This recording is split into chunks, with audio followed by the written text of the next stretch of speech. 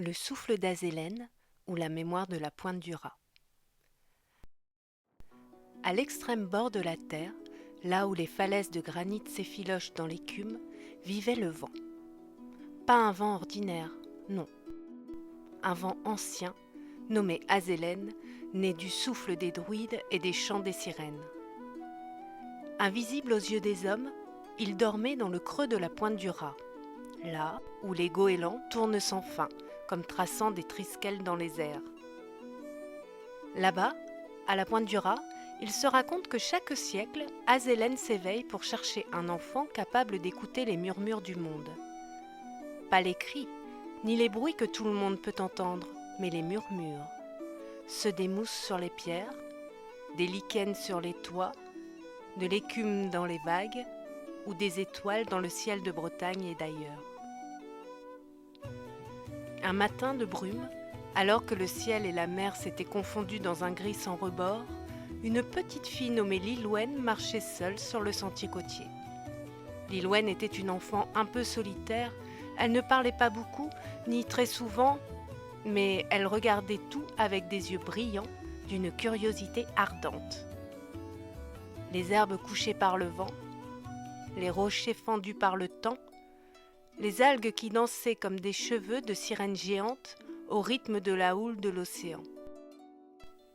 Depuis toute petite, Lilouenne portait autour du cou une pierre percée, offerte par son grand-père.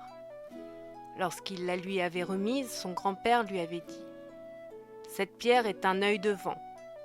Il voit ce que les hommes oublient, et il permet à celui ou à celle qui la porte de communiquer avec le vent. » Ce jour-là, la mer était un peu agitée.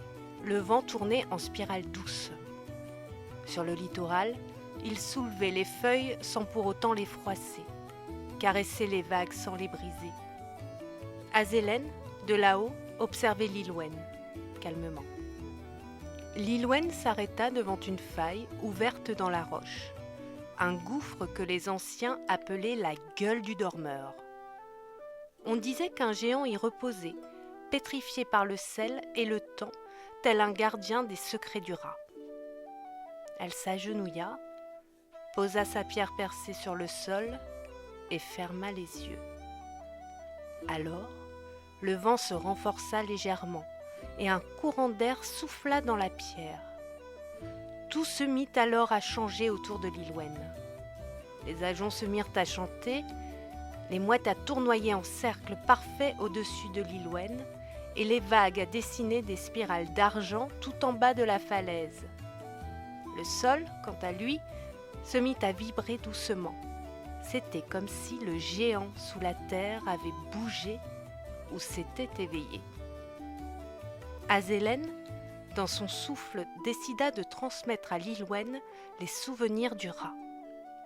Les nombreux naufrages oubliés et les pleurs des femmes de marins disparus. La mémoire des phares et de leurs lumières qui font la conversation aux étoiles. Les corrigans qui se réunissent pour danser sous les dolmens, ou encore les longs rires des goélands et des mouettes au large ou sur le littoral.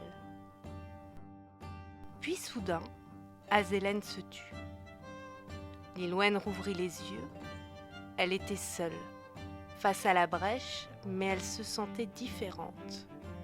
Elle savait désormais que le vent n'était pas un bruit ou un souffle anodin, mais une véritable mémoire des siècles passés, voire des millénaires.